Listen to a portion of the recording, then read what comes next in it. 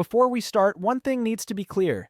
Everything you're about to hear is real, not internet folklore, not made-up stories for clicks, and definitely not the result of a bored imagination at 2 a.m.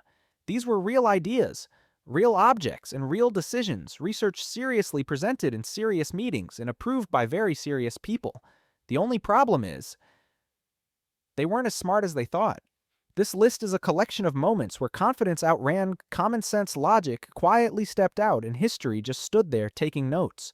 Because sometimes doing something very seriously does not mean it's a good idea. 1. In a perfectly ordinary thrift store, so ordinary no one bothers taking photos, there's a $1 photo album sitting between out-of-season Christmas decorations and 1970s cookbooks. The buyer opens it expecting family vacations, pets, or at worst, a failed marriage. Instead, they find the complete life story of a mannequin named Diane. No symbolism, no metaphor, just a mannequin standing seriously in every photo as if she were actually alive. There are birthday photos, cake, candles. Diane stands there smiling without movement. Graduation photos. Diane in a cap and gown somehow looked more confident than most real students. Wedding photos. Diane in a white dress was standing next to another mannequin who probably was not consulted. Every milestone is documented over the years with careful framing, changing outfits, and a level of commitment that makes you ask who had the most free time in this story. The disturbing part isn't that the album exists. It's that someone spent years constructing a full, meaningful life for an inanimate object while possibly neglecting their own. Diane says nothing, but the album says everything. Someone chose a mannequin as their emotional partner, and no one stepped in. 2. A couple in North Carolina bought a sweater for 58 cents, mostly because it was too cheap not to buy and too ugly for anyone else to fight over. The sweater looked like it had survived at least 3 winters, 2 incorrect washes, and 1 unspoken divorce. Reaching into the pocket, they felt a small, laminated piece of paper preserved with suspicious care. It wasn't a receipt, not a love note. It was a hand-drawn play diagram by Vince Lombardi, the American football legend whose pen strokes are basically historical artifacts. The kind of item sports museums would fight over and collectors would sell organs to own. This diagram had been living quietly in the pocket of a nobody sweater, drifting through thrift racks ignored by people only checking for loose change and gum. No one noticed, no one suspected, because no one expects American strategic genius to be hibernating inside an unwanted sweater. When the sweater was later sold at auction for over $43,000, the real question wasn't who lost this, but how disrespected does history have to be to end up here? And how many other treasures are hanging on racks for under $1 just because they look too ugly to matter? 3. Someone bought an antique wooden music box, the kind that screams wholesome 1940s family heirloom. Perfect exterior, delicate carvings, warm wood tones, a lid that opens gently like an unbroken childhood memory. The buyer winds it up expecting a soft melody to reassure them that life still has some kindness left. Instead, it plays a tune slightly off-key, slower than normal, and somehow feels like it's watching you. As if that wasn't enough, they discover the bottom is fake. Inside isn't a love letter or old coins, but a carefully tied lock of human hair and a perfectly preserved child's tooth. No note, no explanation, no sorry about the nightmares. At that moment, you no longer own a music box. You own what every horror movie calls the opening object. The scary part isn't the hair or the tooth. It's that someone kept them, cherished them, and eventually decided, yeah, let's donate this to a thrift store for a stranger. Congratulations. You didn't buy decor. You bought a question that will never be answered. 4. In the world of thrift stores, taxidermy is normal.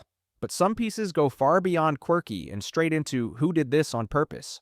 One store displayed a large taxidermy frog wearing a tweed vest, round glasses, sitting upright in a rocking chair holding a tiny leather-bound book. Not posing, not joking, reading, intently. This wasn't a gag. The stitching was flawless. The outfit is tailored. The book contained real printed text. The frog's expression looked like a scholar who's tired of humanity but still reads out of respect for knowledge. No sign saying fun art. No explanation. Just a creature that should live in a swamp, now looking ready to lecture you on existential philosophy. The issue isn't the frog.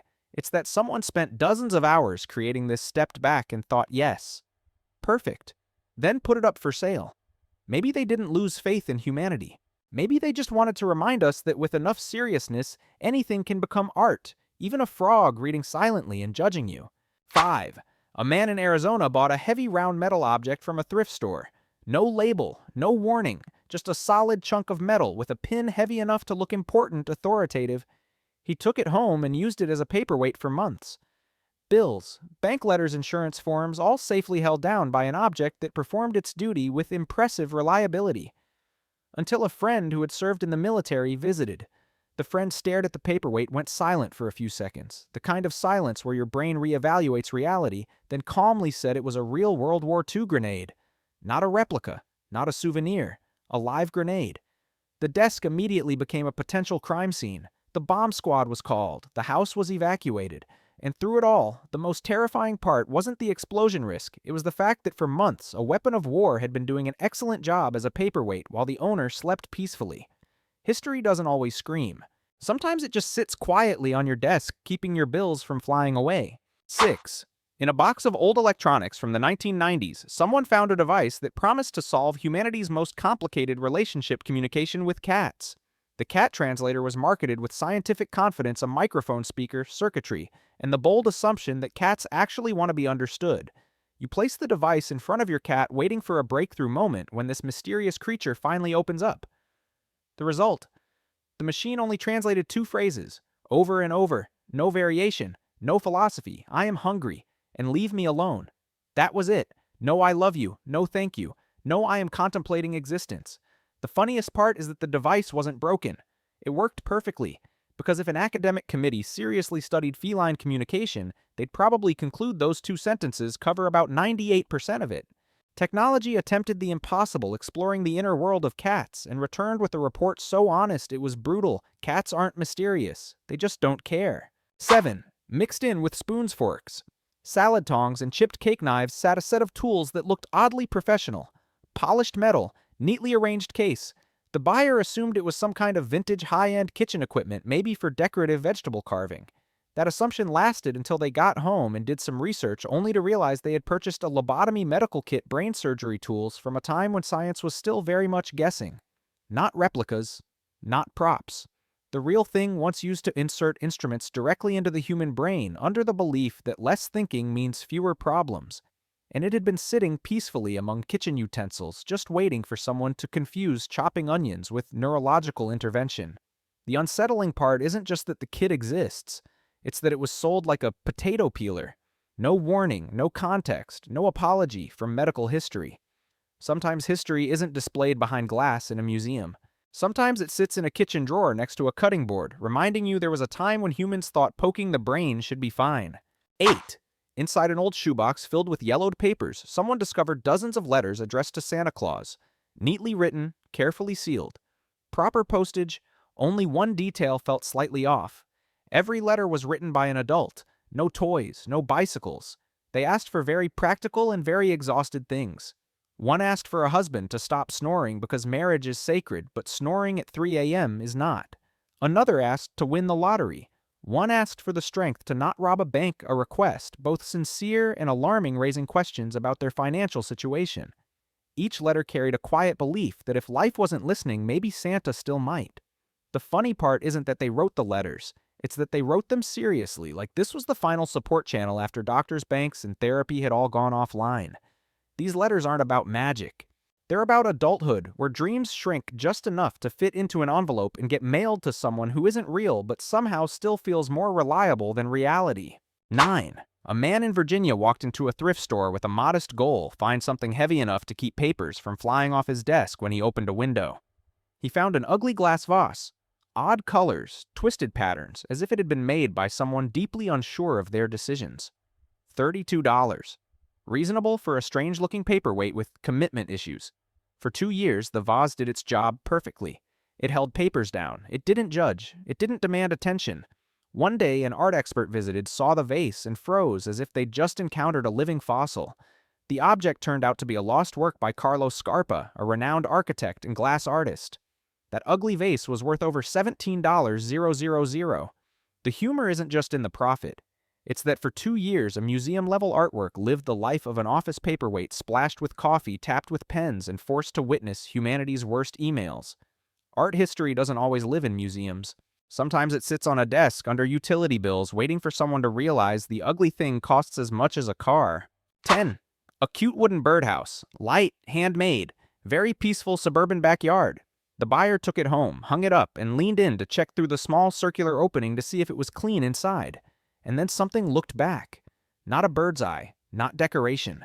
A prosthetic human eye firmly attached inside, staring straight out like it had been waiting for this moment its entire life. No instructions, no note, no explanation for why someone thought, yes, let's put a human eye inside a birdhouse. The eye didn't move, but the human brain did what it does best and filled in every possible horror scenario. Who put it there?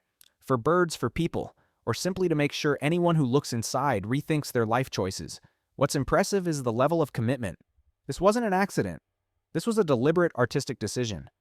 The birdhouse stopped being a shelter. It became an outdoor confusion device. And from that moment on, the owner learned an important truth. Some handmade items aren't meant to make you feel safe. They're meant to teach you that not everything crafted by hand comes with good intentions. 11.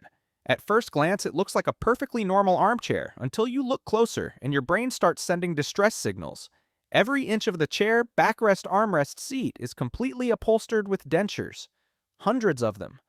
Pink acrylic gums, white plastic teeth, packed together into what can only be described as an organized dental apocalypse. This isn't medical equipment. This is art, in the sense that someone spent an unreasonable amount of time collecting dentures, arranging them, and then confidently deciding, yes, people should sit on this. Trying to imagine the sensation is deeply unsettling.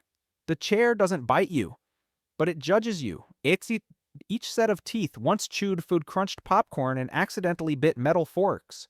And now they've all come together to support your lower back while you watch TV. Someone thought this was a good idea and, more importantly, finished it. The disturbing part isn't that the chair exists, it's that it works. It is functionally a chair. You can sit on it. And in that moment, you realize some creations don't need to be haunted. They just need to make you question how much free time humanity truly has. 12. A used ski jacket is priced at $2. Loud colors from another decade. Oversized fit. Slightly broken zipper, the full wear it ironically package. The buyer tossed it into the washing machine and something heavy started clanking inside an inner pocket. Not loose change, not an old lift ticket. A 1968 Olympic gold medal. Real gold, real history, real victory. Forgotten in a jacket pocket like a grocery receipt. The jacket once belonged to an Austrian Olympic athlete, someone who stood on the highest podium in the world, heard their national anthem, and then somehow forgot the medal in a ski jacket that eventually drifted into a thrift store. Time has a very efficient way of equalizing everything. Even glory can be discounted by 98%. The buyer returned the medal because decent humans still exist, but that discovery moment sticks with you. Some achievements take a lifetime to earn and then get forgotten so thoroughly that no one checks the pockets. History doesn't disappear. It just ends up in the wrong place, waiting for one more spin cycle to be remembered. 13. A battered old notebook, brown cover, handwriting so neat it could make an elementary school teacher proud. No poetry, no love confessions, no family recipes. Inside was a record of every single serving of French fries the author ate over the course of 30 years. Full dates, exact locations, crispiness ratings, salt evaluations, notes on dipping sauces marked good, bad, or deeply disappointing. This isn't a hobby. This is a life project. Some years are densely documented, suggesting a phase where fries were emotional support. Some months are completely blank, possibly indicating dieting, despair, or betrayal. No entry says I was sad today, but you can feel it when the notes shift from crispy to soggy.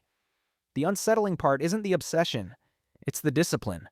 While most people can't remember what they ate yesterday, someone dedicated 3 decades to proving that human history can in fact be documented in fried starch. This isn't a diary. It's the French fry chronicle. 14. A ship in a bottle is already enough to make people stop and stare. But this isn't just any ship. It's the Titanic. And not the proud sailing Titanic. Not the sunset postcard version. This is the Titanic at the exact moment it hits the iceberg. The bow is just making contact. The hull tilting ever so slightly, just enough to let you know everything is about to go very wrong. The proportions are uncomfortably precise. Emotional comfort was clearly not a priority.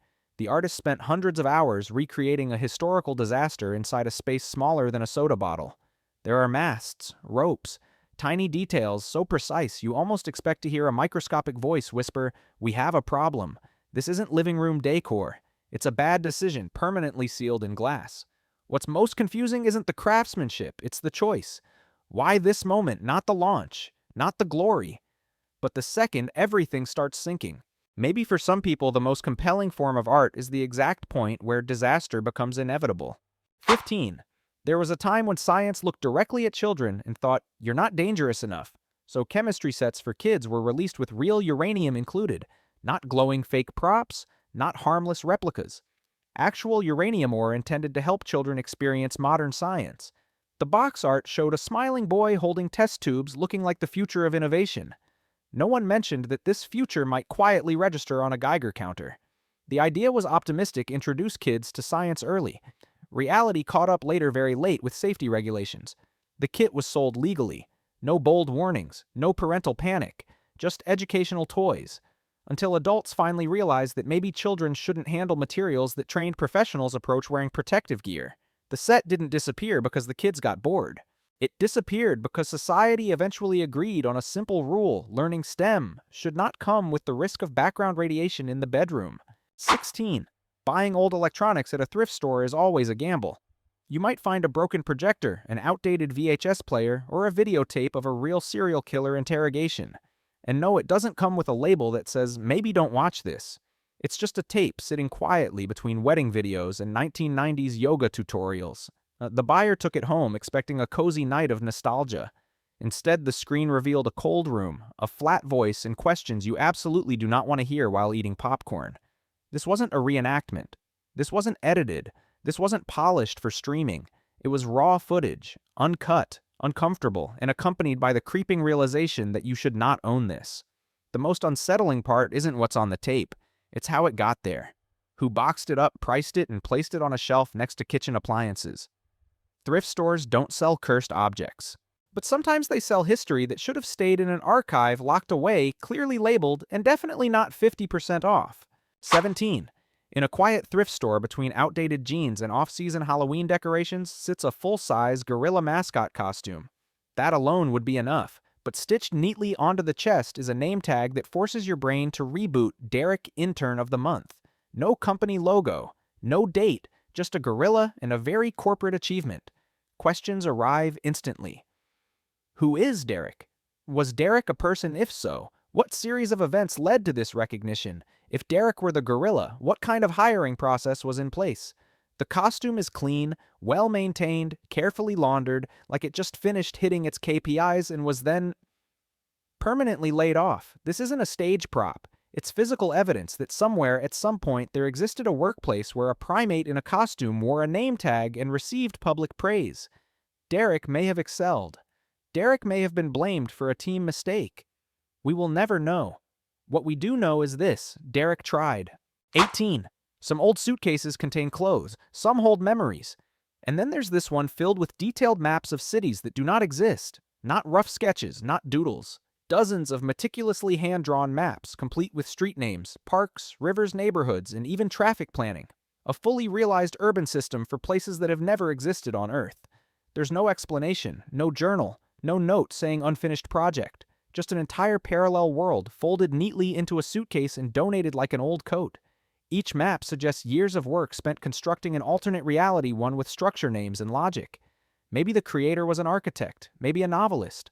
Maybe someone who simply found imaginary cities more livable than real ones. The unsettling part isn't that these cities don't exist. It's that they very clearly existed in someone's mind. And one day, that person closed the suitcase, let go, and allowed their private universe to drift onto a thrift store shelf with a price tag. Thrift stores don't sell maps. They sell abandoned worlds. 19. An antique jewelry box that looks completely harmless. Old wood. Soft creaking hinges. The kind of item you open expecting mismatched earrings or tangled necklaces. Inside, there is no jewelry. Inside is a mummified human finger wearing a wedding ring. No note, no explanation, no, please don't ask. The finger is placed neatly as if still fulfilling its marital duty after being separated from the rest of the body. The ring fits perfectly, suggesting careful measurement or long familiarity with this arrangement. Police were called, it was examined. No matching records were found. End of story. No crime. No leads. Just a question left hanging: who kept the finger and why keep the ring? This isn't a collectible. It's a reminder that some relationships don't end with breakups. They end with preservation. You didn't buy a jewelry box. You bought a mystery, even forensic science shrugged at, and a marriage that clearly went far too far. 20. A pigeon statue nearly a meter tall is already enough to make you stop, but this pigeon is dressed like a cowboy. Hat, vest, confident stance like it's about to walk into a saloon to settle something personal. No inflated price, no artist statement, just a cowboy pigeon existing confidently among used furniture. What's strange is that this isn't ironic art. It's extremely serious. Proper proportions, careful paintwork, sharp details. Someone spent hours answering a question nobody asked.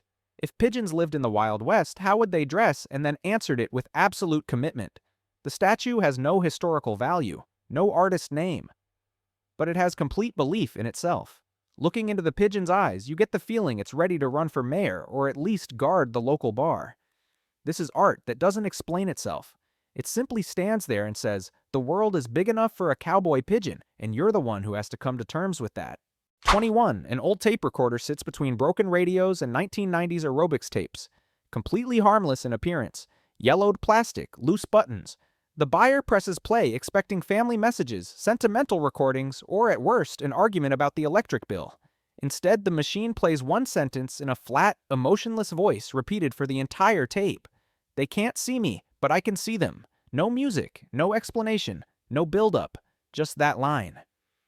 Over and over, like it's not a recording but a curse stored on AA batteries. 30 seconds is unsettling. 5 minutes make you scan the room. An hour makes you consider moving. No one knows who recorded it or why they thought this needed to be preserved physically instead of, say, discussed in therapy. Maybe it's art. Maybe it's a joke. Or maybe it's proof that someone spent a lot of time quietly informing the world that they were watching. You didn't buy electronics. You bought the feeling of being observed complete with the original cassette. 22. At first glance, it looks like a normal painting, 4 figures seated around a table. Serious lighting, classic composition. Then you notice they're clowns, and they're not playing poker, they're playing Monopoly. No one is smiling. No exaggerated clown faces. These are clowns with the expressions of people who've lived through financial collapse and no longer trust friendship. One grips cash tightly. Another stares at boardwalk in quiet dread. One is about to go bankrupt. Another has hotels. Every face is painfully serious. The disturbing part isn't the clowns. It's the psychological accuracy. Monopoly is already a relationship-destroying game. Putting it in the hands of creatures designed to entertain only highlights a brutal truth: no one stays human once rent is due. This isn't a funny painting. It's a warning. It says that whether you're a person or a clown, play Monopoly long enough and you will lose friends, lose faith, and sit there negotiating like it's an international treaty. 23. A battered old safe sells for $20. Heavy, scratched. Looks like it survived at least 2 divorces and 1 bankruptcy. The buyer expects nothing, maybe space a few worthless coins or paperwork invalid since 1973. Instead, they find Captain America, not a statue, not a poster. Original World War II era comic books, yellowed pages, faded ink, covers showing Captain America punching Hitler with the confidence of a nation discovering its personality. Someone once used this safe to protect their most valuable possession, patriotism, bound in staples. No gold, no cash, just comics meant to boost morale, locked away and forgotten for decades. Appraised later, the collection was worth over $10,000. The lesson is simple. Sometimes treasure isn't in banks. It's where a kid in 1942 carefully stored his hero fantasies and believed they needed protecting forever. 24. Buried in a pile of unwanted kitchen gadgets is something that looks like a device designed to interrogate eggs. Plastic casing, pressing the lid, serious instruction manual. Name the hard-boiled egg squarer. Not to save space, not to cook faster, but because it can. The process is simple. Boil the egg, peel it, place it in the mold, press weight.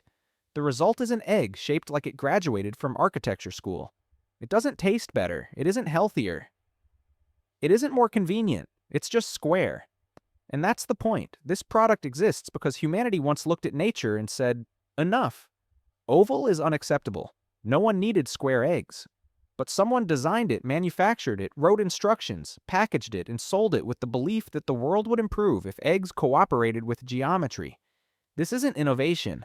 It's proof that when humans are bored long enough, even eggs are no longer safe. 25. On a shelf of miscellaneous items that all smell faintly of used to matter sits an old jam jar with a metal lid. Inside is water, no brand, no fruit, just a handwritten note taped to the side. Ghost of Patrick Swayze, 99 cents. No quotation marks, no disclaimer, dead serious. Someone decided a Hollywood icon's spirit didn't need a shrine or ceremony, just an empty jam jar in a thrift store shelf. Maybe it's a joke, maybe it's art. Or maybe someone truly believed Patrick Swayze chose to haunt glassware meant for strawberry preserves. The unsettling part isn't that it exists, it's that someone actually bought it. You're not buying a jar. You're buying a statement that the line between memorial superstition and internet trolling has completely dissolved. For under $1, you own a spirit. No refunds, no warranty, and definitely no exorcism certificate. 26. In the sports section between old golf clubs and bent tennis rackets sits a bowling ball that looks completely normal. Black, heavy, glossy, until you slide your thumb into the hole and touch a real human tooth. Not plastic, not decorative. A tooth, permanently embedded, as if someone thought something's missing. Ah, yes, humanity. No instructions, no explanation, no context. Maybe it's a good luck charm.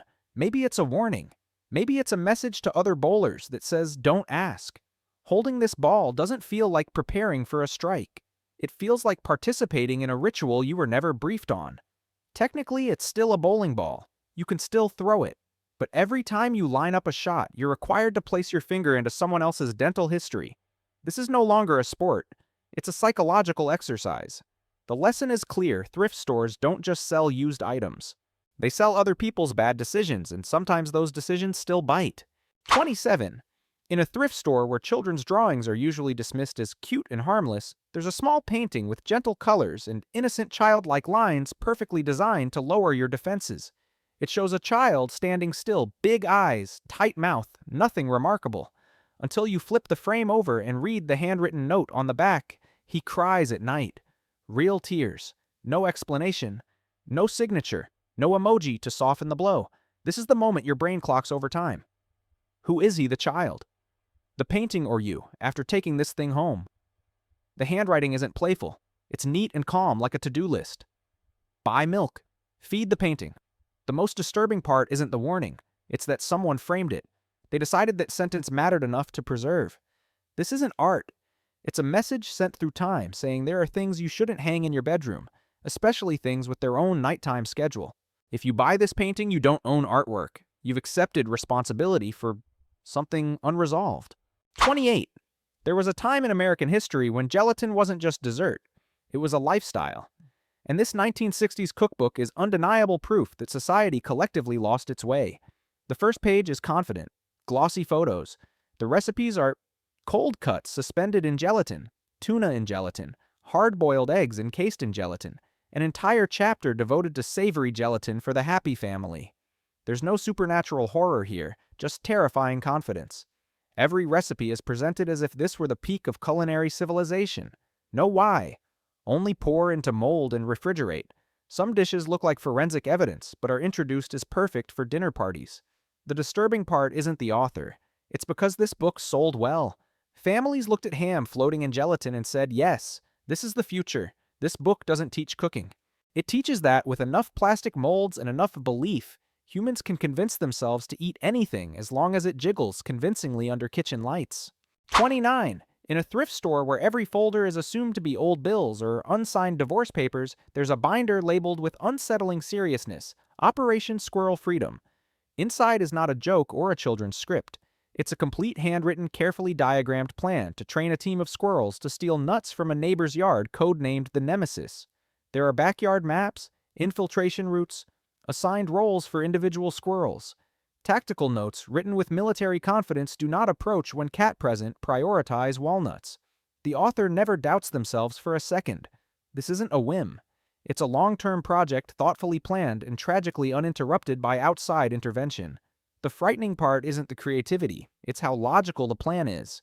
On some level, you're forced to admit if someone is bored enough, persistent enough, and angry enough at a neighbor building a semi-militarized squirrel unit is disturbingly reasonable.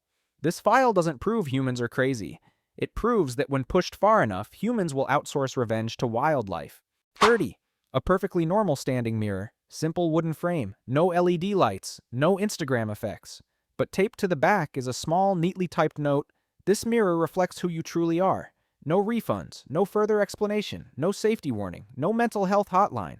The problem is that this sentence gives you no options. If you look and feel fine, you wonder if it even works. If you look worse than usual, you have no grounds to argue. According to the note, that's the truth. And more importantly, purchase implies acceptance. Whoever owned this mirror lived with it long enough to write that note.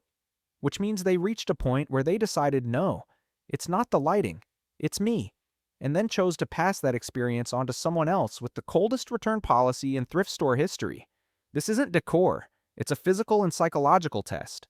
A mirror that doesn't promise to make you look better, only to be honest. And in a world full of filters, a no-refund truth is the most unsettling product of all.